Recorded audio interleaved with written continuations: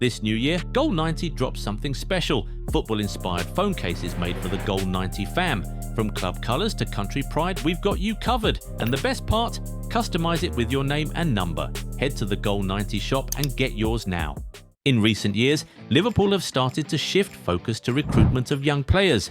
We saw it last summer in their signing of 23-year-old Hugo Ekitike, 22-year-old Florian Wirtz, 21-year-old Milos Kerkez, and 18-year-old Giovanni Leoni. In the years before, they signed the likes of Trey, Nyoni and Ngumoha when they were 16 years old, both of whom have now been promoted to the first team. This January, they have continued that trend. They first signed Austrian-born Russian-Nigerian defender Giovanni Leoni, who is just 17 years old, and they have quickly followed that up with the signing of another teenage defender in Mor Ndiaye, more commonly known simply as Mor Ndiaye or Diay. Before Liverpool signed him, not many fans knew him, and you probably belong in that category of fans who are not very familiar with the Senegalese. Well, today we're here to tell you more about him and why the Reds have decided to go for him halfway into the season. This is why Liverpool signed Mor Ndiaye.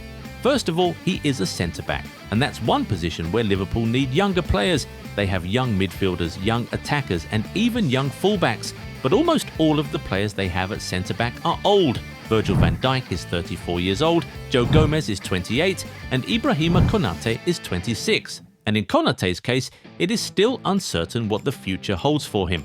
Will he be at Liverpool beyond the summer? Will he move to another club? Will he sign a short-term contract and then leave next year? Who knows?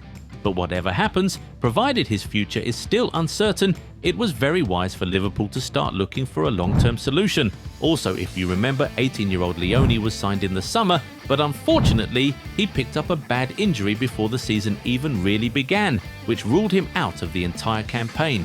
So, in defence, they don't even have so many options whether young or old. In fact, with Conor Bradley now injured and Frimpong being used in attack because of the lack of options up front, Gomez will likely have to be used at right-back for the near future, leaving Liverpool with even fewer options at centre-back.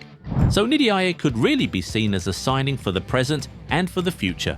We don't expect Arne Slot to immediately throw him into Premier League games right away, but with the FA Cup still in its early stages, Mor Ndiaye's presence in the team could help give Van Dijk some rest.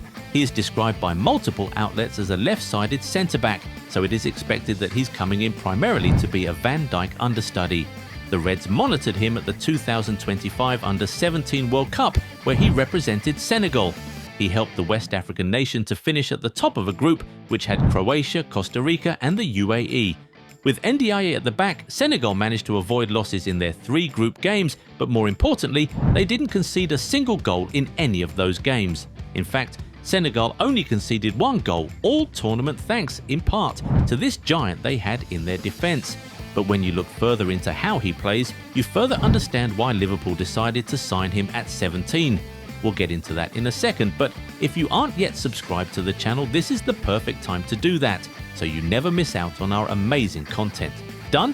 Okay, now back to Ndiaye. First of all, he's a very tall defender, so, he is going to be very good in the air, and looking at Liverpool, this is obviously very important. Their 2 main centre-backs are usually brilliant in the air, and it makes them even more impenetrable. On top of that, it is often said that to survive as a centre-back in the Premier League, you need a perfect blend of height and physicality, and Mor Ndiaye has both. And when you remember that he is still growing and might still get taller and stronger, this sounds like an even more brilliant move from Liverpool. Already, he is strong in tackles, solid in aerial duels, and timely with interceptions. He reads the game very intelligently, which is super impressive for a player his age. In fact, sometimes he plays like someone who is too mature for his age. On top of that, he knows how to start attacks from the back. He knows exactly when to step up and make interceptions, which automatically push his team forward. And in the build-up, he is also solid. Long balls, short passes, through balls, crossfield balls, whatever you want, he is able to execute all of them brilliantly and with ease. You actually won't find many 17-year-old centre-backs who can distribute like Ndiaye. This trait will make him fit right in at Liverpool. Slot loves his team to carefully build out from the back, and of course this involves every player on the pitch, from the goalkeeper to the defenders to the midfield and the attackers. So they would always need a centre-back who's great at passing and associative play. Also, if you are coming in as a Van Dijk understudy, you must know that the shoes are really huge. Of course, Ndiaye can't be a replacement right now or maybe in the next year or two, but when Van Dijk is not playing, at the very least, you want a left-sided centre-back who can progress play via short passing and long balls straight to the attack. Another thing that sets him apart is his technical ability. Mor Ndiaye is so tidy on the ball. He is one of those rare centre-backs who passes the eye test in flying colours. Despite being so tall, he moves so gracefully and knows how to wiggle out of tight spaces. Of course, he won't be needing that so much as he is expected to be the last line of defence, but there are times when defenders find themselves in very tight spaces, and it is often the technical ones who can easily play their way out of trouble. His technique and ball-carrying prowess also allow him to venture forward and cause havoc up front every now and then. Once again, that is not his primary role, and with a player like Ryan Gravenberch at Liverpool, he won't be required to do that very often, but it is still a valuable asset to have as a player.